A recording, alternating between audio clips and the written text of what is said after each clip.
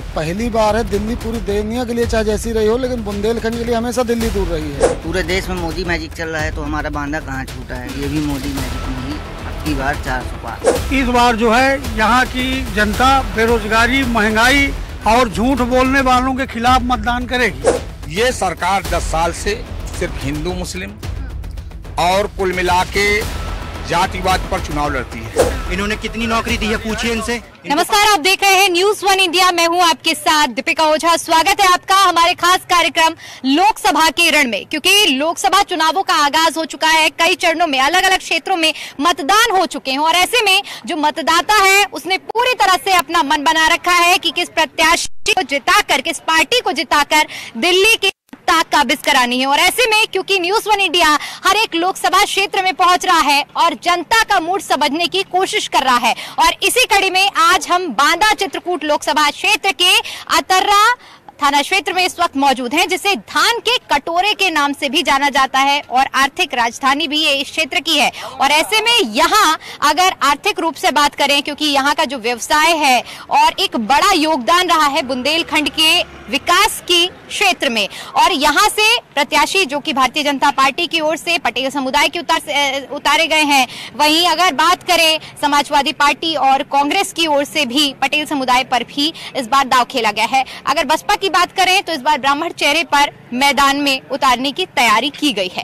खैर, आइए यहाँ की जनता से जानते हैं कि इस बार बांदा चित्रकूट लोकसभा क्षेत्र की जनता ने क्या मूड बनाया है, क्या लहर है और यहाँ की जनता क्या सोचती है, किन मुद्दों पर मतदान करने वाली है। चर्चा की शुरुआत आपके साथ करेंगे कि ये बताइए कि इस बार क्या लग रहा है कि क्या लहर है यहाँ आपके क्षेत्र में। हमारे क्षेत्र की छोड़िए, पूरे देश में वही मोदी लहर है। उसी मोदी लहर से बांदा थोड़ा अछूता है, क्योंकि पिछले 75 सालों के इस देश के कार्यकाल में अगर देखें विकास में, तो बुंदेलखंड हमेशा विकास से अछूता रहा है। ये पहली बार है। दिल्ली पूरी दुनिया के लिए चाहे जैसी रही हो, लेकिन बुंदेलखंड के लिए हमेशा दिल्ली दूर रही है। ये पहली बार ऐसा हुआ है कि बुंदेलखंड के लोगों के लिए भी दिल्ली अब दूर नहीं है। एक्सप्रेस वे से हम 5 घंटे में दिल्ली पहुँच सकते हैं। एक एक गगरी पानी के लिए यहाँ पर जहाँ हत्याएँ हो जाती रही हों, ट्रेन से जहाँ पानी आता रहा हो, इस सीजन में जिस समय आप इस दोपहर में खड़ी हैं, यहाँ ट्रेन में पानी आता रहा हो, वहाँ हमने हर घर से पाइपलाइन के माध्यम से टोटी से पानी पहुँचा दिया हो। पूरे देश में पानी के क्षेत्र में सबसे बड़ी परियोजना की, अगर जिसका सपना अटल जी ने देखा था कि नदी जोड़ो, उसकी परियोजना की शुभारंभ भी इसी बुंदेलखंड से केन और बेतवा पहला उसकी परियोजना है। 45,000 करोड़ की परियोजना है। तो विकास के इतने बड़े पैमाने पर जो पहली बार धरातल पे उतरा है, तो निश्चित रूप से यहाँ के लोग, पूरे देश के लोग जिस तरह मोदी के साथ हैं, उसी तरह बांदा चित्रकूट के लोग भी मोदी के साथ हैं। क्या मन बनाया आपने, इस बार किसको जिताने वाले हैं? इस बार तो यहाँ की जनता जो है विकास के मुद्दे पर चुनाव लड़ रही है, न कि मोदी या योगी किसी के।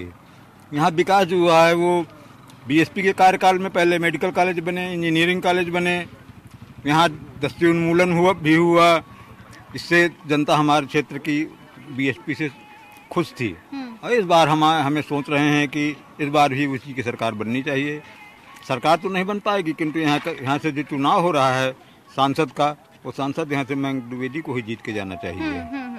आप, क्योंकि जिस तरह से बदलाव की लहर है और यहाँ की अगर हम बात कर रहे हैं, अलग अलग मांगे हैं, जनता ने अपना मूड बनाया, आपने क्या मन बनाया है?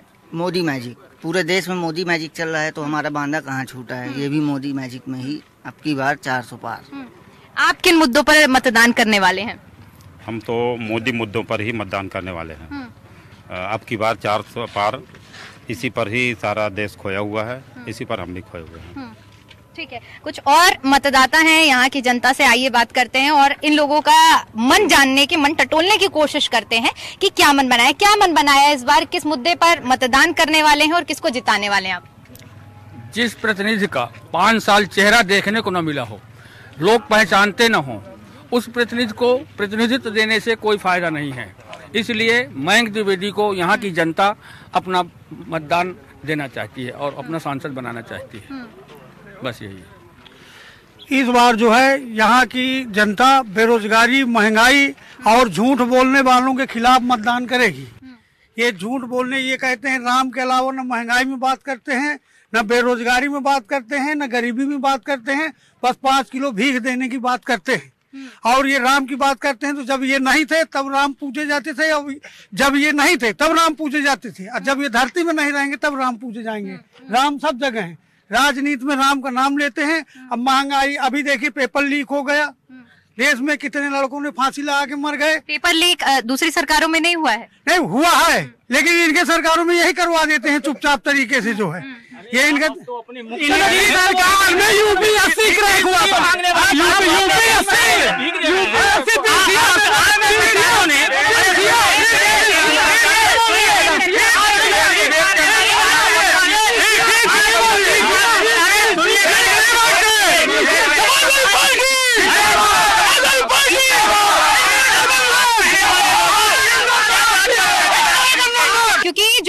यहाँ पे प्रतिनिधि हैं, किसको जिताना है ये जनता ने मूड बना रखा है। अच्छा, क्योंकि आगे की चर्चा की मैं शुरुआत करूं, आप सभी से यही रहेगा क्योंकि आप लोग अलग अलग पार्टियों के समर्थक हैं और आप लोगों ने अपना जो मन बनाया है। अगर आपको किसी और पार्टी के समर्थक से सवाल पूछना है तो आप जस्ट सवाल पूछिए, एक दूसरे के बीच में कोई नहीं बोलेगा, ठीक है?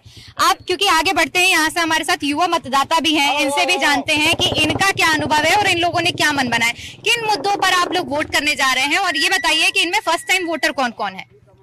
अच्छा, आप लोग फर्स्ट टाइम वोटर हैं, तो आपने क्या मन बनाया? हमने कांग्रेस को जिताने का मन बनाया और चाहते भी हैं कि कांग्रेस ही ऊपर बने। जी, जो युवाओं की बात करेगा हम उसके साथ। इन्होंने जैसे कहा कि अब की पार 400 पार, ये बताइए इन्होंने युवाओं के लिए क्या किया है? नौकरी निकलाई इन्होंने। 3 साल से हम लोग संविदा में हैं, ठीक है, ना हम लोगों को सैलरी दी जाती, ना हम लोगों को कुछ दिया जाता, और ऊपर से हम लोगों का 9-9 महीने का सैलरी रोक ली जाती है। बताइए, पढ़ना भी है, न रोजगार दे रहे हैं, और बस 400 पार चिल्ला रहे हैं, पेपर लीक कर रहे हैं। मैं जिला कांग्रेस कमेटी का सचिव हूँ, जगदीश गुप्ता विक्की मेरा नाम है। ये सरकार 10 साल से सिर्फ हिंदू मुस्लिम और कुल मिला के जातिवाद पर चुनाव लड़ती है, ठीक है ना? हिंदू मुस्लिम करके चुनाव लड़ती है, मंदिर के नाम पर चुनाव लड़ती है। बेरोजगार जब ये लोग आए तो उन्होंने कहा कि अब की बार मोदी सरकार, ठीक है। और इस समय में बेरोजगारी इतनी चरम सीमा पर है कि पूरा छात्र, पूरा युवा भीषण नाराज है। महंगाई इतनी चरम सीमा से है, मैं आपसे पूछना चाहता हूँ, 400 रुपए का गैस सिलेंडर आज 1200 रुपए का है। आप समझिए कि इतनी महंगाई है कि आम आदमी परेशान है। आम आदमी इतना परेशान है कि जिसका कोई जवाब नहीं है। और ये लोग कहते हैं कि हम 5 किलो राशन देते हैं। 5 किलो राशन से पूरी थाली भर जाएगी? मैं आपसे पूछना चाहता हूँ, 5 किलो राशन से तो थाली भरेगी नहीं। थाली में और कुछ लगता है, प्याज लगती है, टमाटर लगता है, तेल लगता है, और तमाम सामग्री लगती है, तब जाकर थाली भरती है। और 80 करोड़ ये लोग कह रहे हैं कि हम लोग अनाज दे रहे हैं। अगर 80 करोड़ का अनाज देकर ये लोग क्या बना रहे हैं? ये लोग भिखारी बना रहे हैं। रोजगार देकर युवा को, इनको जो है संपन्न बनाना चाहिए। मैम, इन्होंने सारे सेक्टर जो है प्राइवेट कर दिए हैं, ठीक है। ये बताइए, इनके पास सिर्फ एक ही मोटिव है, जातिवाद। तुम हिंदू हो, तुम मुस्लिम हो, बस ये लड़वाना। ठीक, पाकिस्तान आ गया मैम। बताइए आप, इनसे मैं ये पूछना चाहता हूँ कि आप ये बताइए, इन्होंने कहा था कि हम 2 करोड़ नौकरी देंगे। जब हमारी सरकार आएगी, इन्होंने कितनी नौकरी दी है पूछिए इनसे, इनको पता है? 2 लाख भी नौकरी नहीं इन्होंने दी है। जवाब ले लेते हैं भाई। जितने भी बीजेपी समर्थक हैं यहाँ पर जो युवा हैं, उनकी शिकायत ये है कि नौकरी देने का वादा किया गया था, लेकिन आज तक नौकरियां नहीं दी गई। जितने भी पेपर हुए हैं, पेपर लीक हुए हैं, युवाओं को बेरोजगार करने का काम किया। क्या कहेंगे इस आरोप पर? देखिए, 3-4 चीजें निकल के आई। पहली चीज कि हम लोग राम की बात करते हैं, राम के आधार पर राजनीति करते हैं। तो मैं इस बात को पूछना चाहता हूं कि राम से इतना छूत क्यों मनाए हुए हैं? इस देश में आजादी के बाद से मोदी जी के पहले कौन सा समाजवादी नेता अयोध्या गया? अगर अयोध्या गया भी है, कांग्रेस के 13 प्रधानमंत्री हुए, उनमें से अगर कोई अयोध्या गया भी है तो रामलला के दर्शन करने की हिम्मत नहीं जुटा पाए। हनुमानगढ़ी में जाकर के मैसेज दिए।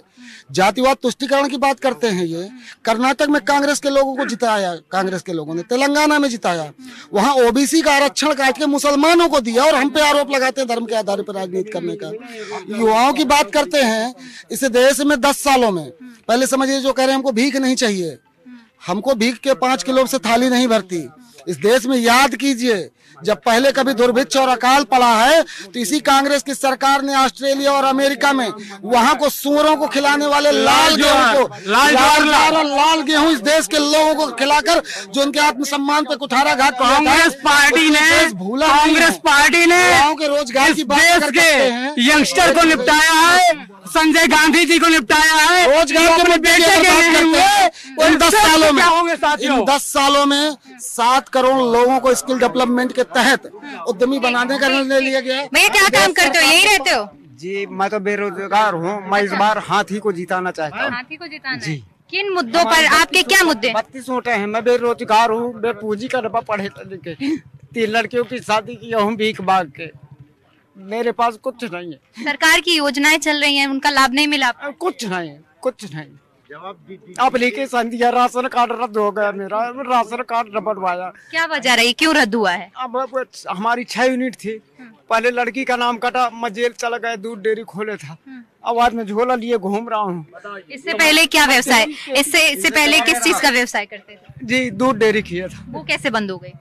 पकड़ गए था, लखनऊ की टीम ने छापा मार दिया था। मैं 33 महीना जेल काट के आया हूँ। बेरोजगार राहुल गांधी जैसे लोग हैं और राहुल गांधी के रास्ते पे चलने वाले उनके समर्थक बेरोजगार। आंसुओं पर क्या कहेंगे आप? इन आंसुओं पर उन्होंने स्वयं बताया ना कि मैं दूध डेयरी का काम करता था, लखनऊ की टीम आई, लखनऊ की टीम ने पाया कि ये दूध में एसिड और केमिकल मिलाकर लोगों की जान से खिलवाड़ कर रहे हैं, तो इनकी सही जगह जेल ही है। जी पहले बात सुन लीजिए। हमने Baluni milk producer company Bundelkhand में स्थापित की, Baluni milk producer company Bundelkhand में स्थापित की। हर गांव में गड़रा नाले के पास अतर्रा में स्थापित है। हर लोकसभा बांदा चित्रकूट क्षेत्र में प्रत्येक न्याय पंचायत तक पहुंच गई है। अब ग्राम पंचायत तक पहुंची कि बूथ तक पहुंचेगी। डिफेंस का क्या रुको अरे रुको पहले मैं आपसे उम्र में बड़ा हूँ। पहले आप लोगों ने क्या मन बनाया, क्या काम करते हैं? मेरी बात सुन, हम तो पहले मेरी सुन लीजिए। आप रजिस्ट्रेशन के माल में क्या मिलावट नहीं है दीदी? कोई ईमानदारी में पा जाएगा खाने को? तो दीदी मेरी सहायता करो, चाहे जैसा हो।